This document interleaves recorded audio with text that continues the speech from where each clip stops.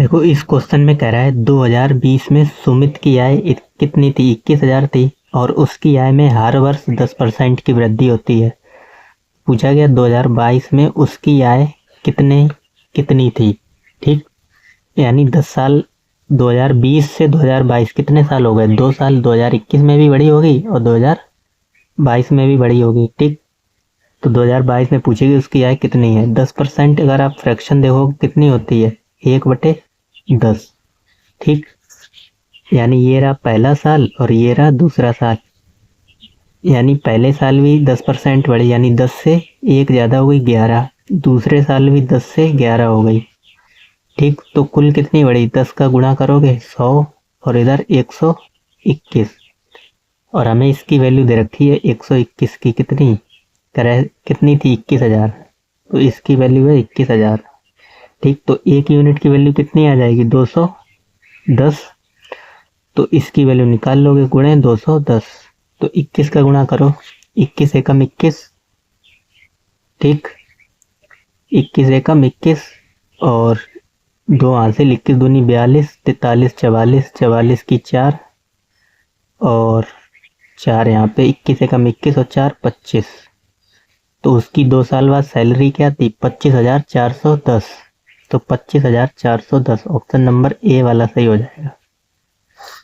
ठीक, और same question ऐसा ये भी पूछा गया था, इसमें थोड़ा सा घुमाया गया। कर दिसंबर 2020 में जित्विक का मासिक वेतन इतना था।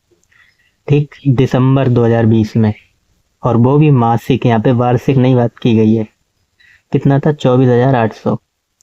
कर हर वर्ष उसके वेतन में जनवरी के महीने में 5% की वृद्धि होती है। तो फरवरी 2022 के महीने में उसका वेतन कितना था। अब यहाँ पे सिर्फ महीने की बात हो रही, इसमें भी 2020 और 2022 में पूछा गया सिर्फ मासिक वेतन। ठीक, तो 2021 में भी बढ़ा होगा महीने का और 2022 में भी बढ़ा होगा। तो कितने परसेंट की वृद्धि हो रही है, हर महीने में 5% की। ठीक, साल के एक महीने की बात हो रही है। ठीक, तो ये कोई होगा 2021 और 2022। तो 5% बढ़ी और 5% फ्रैक्शन आपको मालूम है कितनी, 1/20। यानी 20 से 21 हो गई, फिर भी 20 से 21 हो गई। ठीक, अगले साल में।